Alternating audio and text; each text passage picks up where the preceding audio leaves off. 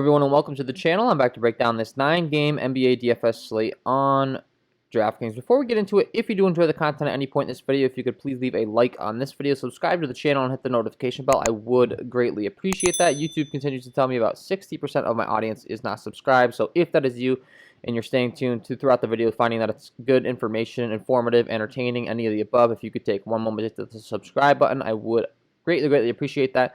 And then if you are getting very serious about NBA DFS, I do offer an NBA DFS package over here on Patreon where you can get access to my premium NBA projections, NBA data sheet, player stats, team stats, play context stats, core plays, injury impact insights, and my NBA Discord chat access. I've gotten a lot of good feedback over there as far as people winning money, liking the tools. So if you're getting real serious about NBA DFS grinding night in and night out, I do think that it's a great thing to invest in. That's linked below in the description. And if you're not so serious, you're more of a casual player, you're just here to have some fun, no worries. I will be here all NBA season long breaking down these slates to help you guys become better NBA DFS players. So with all that being said, let's go ahead and start breaking down this one today. First game on the slate, we got Golden State taking on Orlando. Steph Curry at the top at 10-1. This game comes in right now with no total out. A lot of these games don't have a total out yet. It's a 4.5-point spread in favor of the Golden State Warriors. Aaron Gordon continues to be out on the Orlando side. Evan Fournier is questionable. Cole Anthony's out. James Dennis is questionable as well, so a lot of injury news to go over there. Draymond Green is the biggest piece of news on the Golden State side for sure. Looking like he is a true questionable, so if he is out, it's going to be a bit of a bump in usage to maybe a guy, well, Kelly Oubre and Andrew Wiggins especially, but we might be seeing some more minutes out of a guy like an Eric Pascal or a Kent Bazemore, depending upon the Orlando side and how small they decide to go. I mean, they're going to need some size in the game defending a guy like Nikola Vucevic, so I wouldn't be surprised to see Eric Pascal get some pretty good runs, so he would become an intriguing value play. And then on the Orlando side, if Evan Fournier is out, which he is probable, it looks like, so he's going to be back.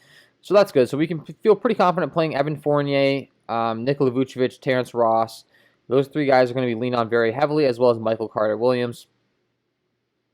So, yeah, I mean, that's the core plays from Orlando. It's the guys down here, Ken Burch, Okiki, and all this stuff, not exactly the best fantasy point per minute producers, and they're kind of just rotating their bigs with the three like Okiki, Gary Clark, even Mo Bamba, Iminu, and not really wanting to go not all too interested there. So it's Terrence Ross, it's Evan Fournier, and it's Nikola Vucevic on the Orlando side. Pretty straightforward. Terrence Ross playing very well recently, putting up 37, 33, 40, and 52 DraftKings points. He's just getting buckets, so look for him to continue to be able to chuck a lot of shots. And then Nikola Vucevic, same rule applies to him at 9-9. On the Golden State side, if Draymond Green's out, as mentioned, it's Oubre and Wiggins getting bumps, but it's really just Steph Curry at the top that you're playing at 10-1. As far as the most solidified usage, if you're looking to pay up, he makes a lot of sense. And then keep an eye on that Draymond Green news, and definitely be interested in playing some Kelly Oubre and some Andrew Wiggins. Especially Kelly Oubre recently performing very well, getting a lot of minutes, 38, 38, 25 in one game, but then back up to 43. So consistently performing some very good fantasy point per minute production. Denver taking on Cleveland, second game on the slate. This one's expected to be a game that's not so close, an 8-point spread in favor of the Denver Nuggets. So as far as who we're targeting this one, it is going to come down to some injury news as well, because Denver does have quite a few guys listed as questionable or out, and Cleveland, the same rule applies to them.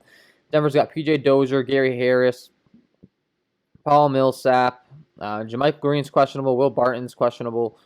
So, but it does look like JaMychal Green is probably played 30 minutes last month, so he could be an intriguing option if we continue to see no Will Barton. And Will Barton is listed as a true questionable, so he's dealing with some personal issues. If he continues to be out, we're looking at JaMychal Green. Paul Millsap's still out. We're going to be looking to Michael Porter Jr. at 6-1. This guy just looks so great in my projections every single night out, and he's just not really performing all that well. On the season, he's a very good fantasy point per minute producer. Then he's going out there and putting up like 15, 17 DraftKings points. So I don't really know what's going on there. But I'm going to continue to play him as far as I'm concerned if these guys are out. I mean, he's going to have to perform. And then Jamal Murray and Nikola Jokic are the main guys here, obviously putting up 45, 61 DraftKings points last 2 times out for Jamal Murray. He's continuing to really take advantage of this opportunity of increased usage. And then Nikola Jokic has 63, 64, 59 DraftKings points the last 3 times out. So, yeah, those guys are obviously the top candidates. It's just the Nikola Jokic priced up at 11K. Like, this game, not expected to stay close is kind of scary. I have more confidence in Jamal Murray, strictly price tag-wise, but you got to play someone, and those guys make, a lot of sense on this one. Whether they're comparative to the rest of the slate, it'll be interesting to see how my final projections grade out. But on the Cleveland side, Andre Drummond, Kevin Love, Torian Prince continue to be out, so that's going to be making me have a lot more interest in guys like Chetty Osman at 4.8, and definitely in Jarrett Allen at 6.8. Playing 35 minutes last time out, Chetty put up 38 DraftKings points, so look for him to continue to have a big role. Jarrett Allen at 6.8, look for him to continue to start at the center position, so he makes a lot of sense.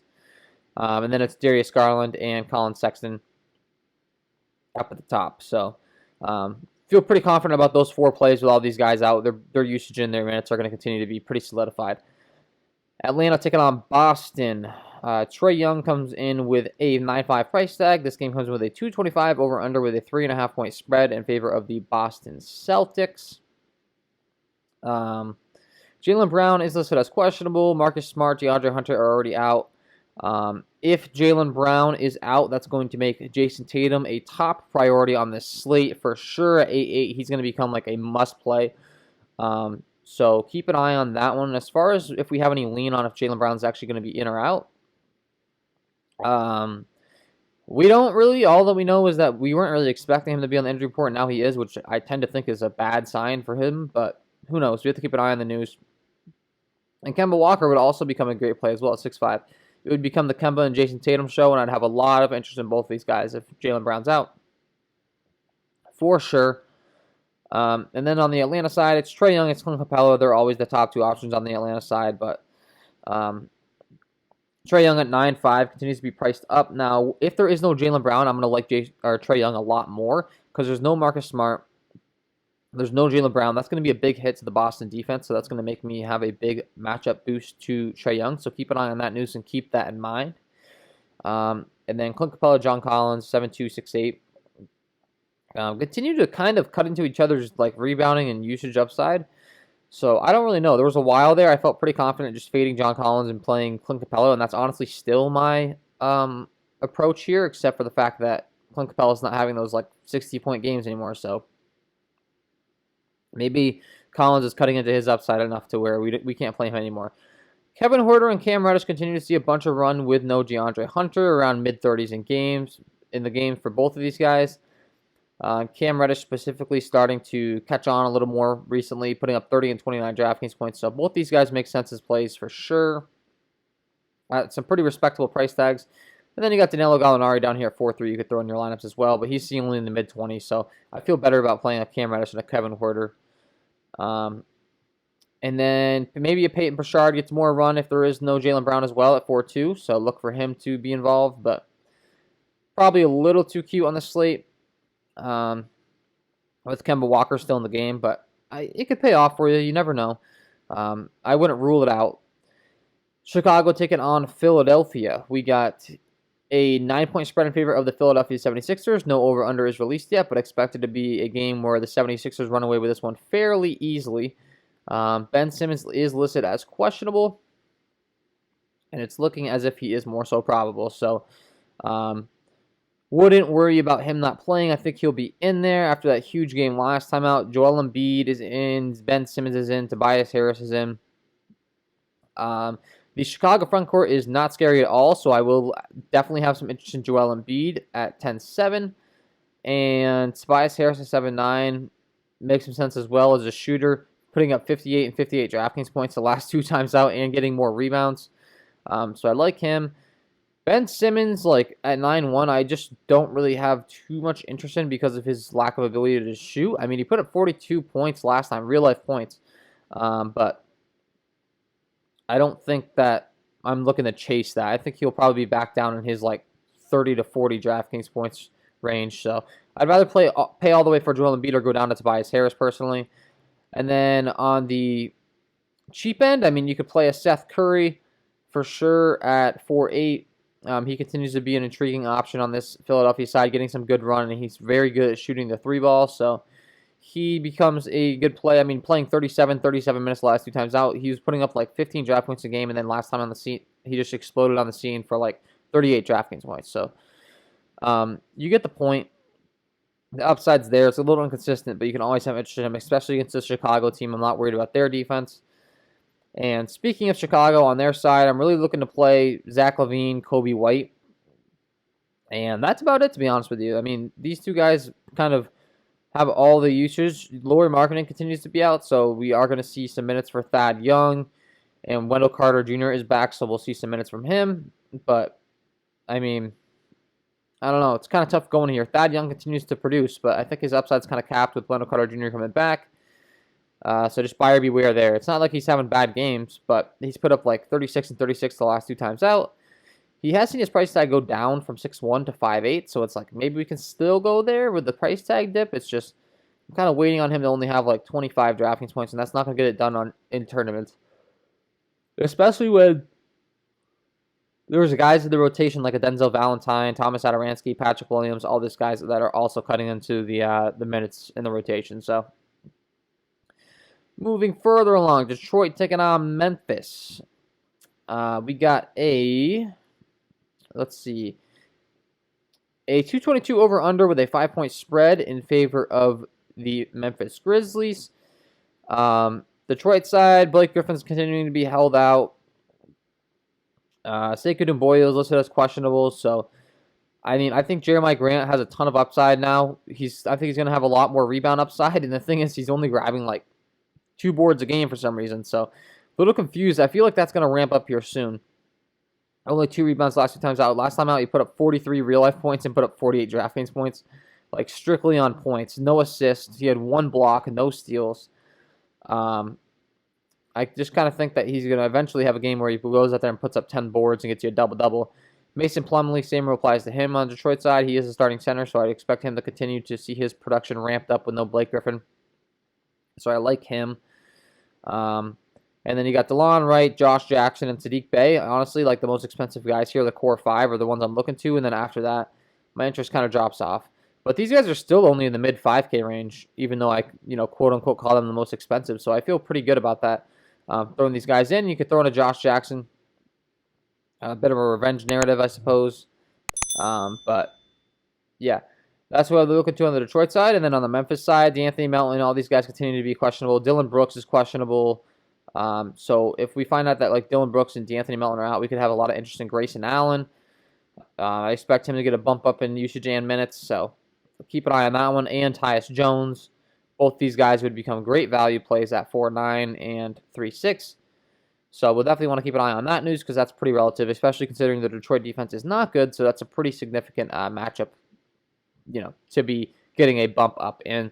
And then Kyle Anderson at 6.4 and Brandon Clark at 5.5 continue to be great plays as well with no Jaren Jackson Jr. So yeah, I mean, a lot of interest to be had on this Memphis side, especially if we find out that Dylan Brooks is out. And then you could play John Morant and Jonas Valanciunas. They're the most obvious options in the offense. They're dominating the usage. And they're both only priced in the low 7K range and both have 50-plus fantasy point upside. So feel real confident throwing either John Morant or Jonas Valanciunas in my lineup as well. Surprisingly, a lot of interest in this Memphis side, especially if Dylan Brooks sits. So Oklahoma City taking on Milwaukee. We got a 11-point spread with a 233 over-under. So a fast-paced game, but expected to be a blowout in favor of the Milwaukee side. So take that for what you will. Drew Holiday is still listed as questionable. So who knows if he's coming back. If he continues to be out, we're going to continue to see more usage for Chris Middleton, Dante DiVincenzo. So continue to look at these guys. Chris Middleton continues to kind of suck, honestly, but he's only at 7.6. It's like this guy can easily go out there and put up like literally 65 DraftKings points. So if it's me, if you've been getting burnt by him this whole time, don't stop now because you're going to regret not playing him eventually. And then on the Oklahoma City side, Shai Gilgeous-Alexander is back, so expect him to really start to dominate some usage. Last time on his return, playing 33 minutes, only putting up 35 DraftKings points. I'd expect him to be able to play a few more minutes in this one. And I'd expect some better production from him, honestly. So I do have interest in Shai Gilgeous. And then you got Diallo, Horford, and Baisley. All these guys being priced up for good reason. They're the most involved. But, I mean, we did see Baisley's minutes, or Diallo's minutes go all the way down to 20 last time out. So that's a little concerning. Baisley's still up at the 32-minute mark. Then Al Horford's still up there in minutes as well at 6-7, so 30 minutes or so. So, I mean, Diallo is a guy that I really like his fantasy point production, but with Shai Gilgeous back, I think he's going to be getting his minutes all the way shot back down. So, kind of tough to be playing about 6-1 if we're not going to get those minutes that we were seeing out of him before. And then, as mentioned, Dante DiVincenzo at 5-3. Continue to play him with no Drew Holiday. If Drew Holiday's back, I'll have a lot of interest in Drew Holiday rather than him. So that's my overall breakdown there. Phoenix taking on New Orleans. This game right now comes in with a 231 over-under with a 3-point spread in favor of the Phoenix Suns. So a fast-paced game, expected to stay close, and I definitely think there's some solid options in this one. All starts with Zion Williamson at the top at 8-4. This guy's been consistently underpriced, like under Brandon Ingram, and I keep saying just to play Zion at the discount, and now he's priced up. So I still do like Zion at 8-4 for sure. But then Brandon Ingram, instead of being the 8-4, is now at 8K. So they kind of swapped roles here. And they do have kind of, I mean, when you're getting the $400 discount, it's kind of like maybe I will play Ingram now. I've been consistently playing. They're saying just play Zion and not Ingram, but might have changed. DraftKings may have changed my mind here. Maybe able to play both of them, but I would still prefer Zion, honestly, overall. It's just easier to click that plus button next to Ingram's name now. Devin Booker and Chris Paul continue to be the number 1 and number 2 options on the Phoenix side. Devin Booker is a true tournament option because he's honestly scoring reliant, and they need him to just get hot and start hitting shots in order to get there.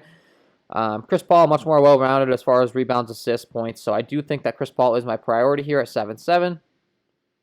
DeAndre Ayton at 6-7 continues to be a great play as well. Seeing around mid-30 minutes, getting decent usage, and I'm not really all too worried about the New Orleans defense. Steven Adams is questionable. He's pretty good down low, so if he's back, that might hurt our appeal here. But if Willie Hernangomez is the one playing defense on DeAndre Ayton, I'm going to absolutely love DeAndre Ayton, and I'm going to like Willie Hernangomez as well because both these guys are not good defensively, so it would be an interesting one-on-one option as far as probably a lot of offense going on there. So definitely interested in those guys. Eric Bledsoe at 5K. We have a little bit of a revenge narrative here because if you remember when he was in Phoenix, he absolutely hated it. So maybe you could throw a little bit more confidence in him. But yeah, other than that, those are pretty much my options. Honestly, I'm not really looking to get too cute with the 6-man lower guy rotations in this game. It's pretty solid as far as the rotation is concerned. Jay Crowder at 4.8 would be the last guy I'd mentioned that I haven't talked about so far. Consistently seeing around 30 minutes a game, only at 4.8. Taking on a New Orleans squad that really isn't that good defensively. I think Jay Crowder makes a lot of sense here. So, Toronto taking on Minnesota. This game comes in with a 3.5-point spread in favor of the Toronto Raptors. There is no over-under released yet.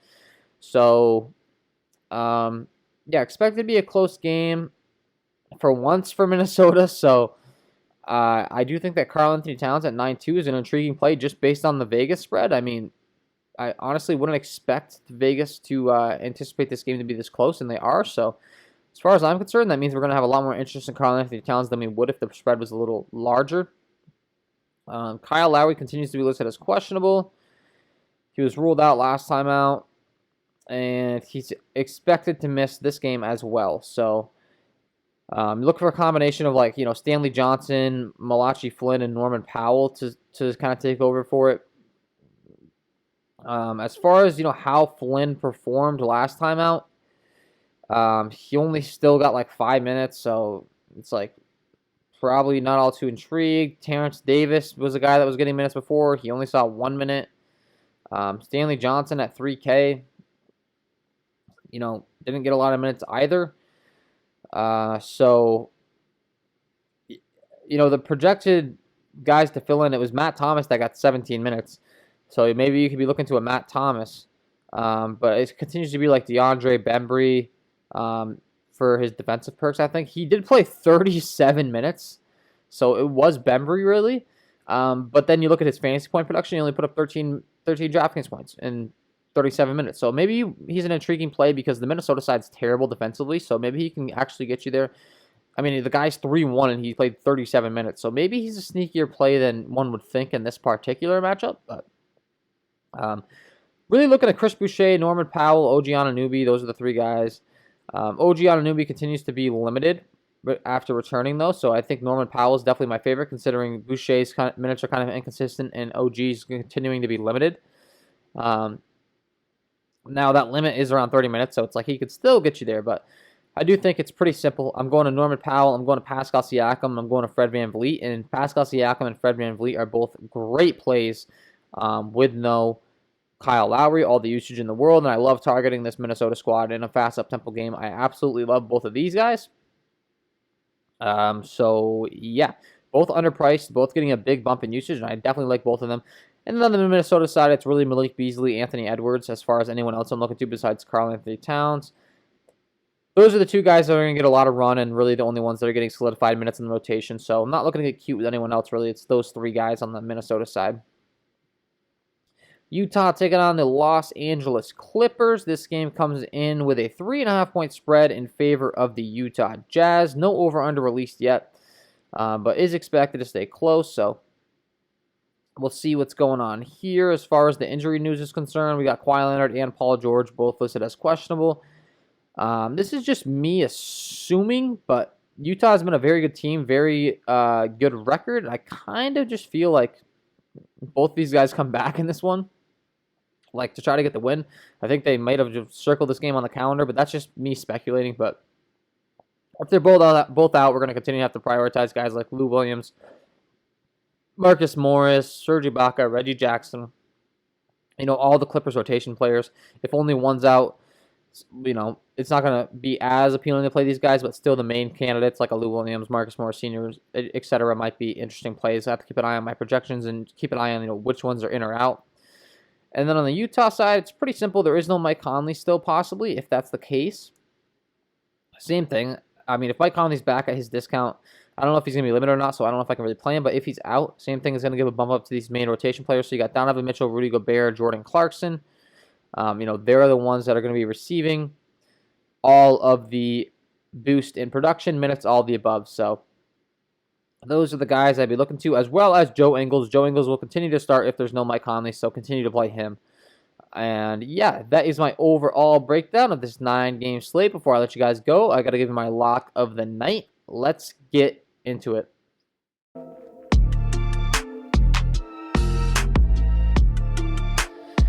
And my lock of the night tonight is going to be Fred VanVleet on this Toronto Raptors team. Still only priced at 7.8. There is expected to be no Kyle Lowry in this one. This guy's continuing to see a ton of minutes, literally playing like 40 minutes a game, putting up 1.14 DK points per game, and now he gets one of the best possible matchups you could possibly ask for, taking on this Minnesota squad tonight. So the combination of Kyle Lowry being out, the bump in usage, the bump in minutes, not even the bump, just the consistent minutes, and a ton of minutes. I absolutely love Fred VanVleet in this spot. At 7.8, I think it's too cheap. I think we could see a massive upside game here from Fred VanVleet. He's going to get you points, he's going to get you assists, he's going to get you rebounds, and on a good night, he can get you a ton of blocks and steals as well. So I absolutely love him at this 7.8 price tag, and Fred VanVleet is my lock of the night. So there you have it, guys. Fred VanVleet. Get him in your lineups. That is all for me. If you did enjoy the content in this video, if you could please leave a like on this video, subscribe to the channel, and hit the notification bell, I would greatly appreciate that. And then, as mentioned, if you are getting very serious about NBA DFS and you are interested in some further, more in-depth analysis from me, go ahead and check out my Patreon package. The link below in the description. That is all for me, guys. Wish you all the best of luck tonight, and we will see you in the next one.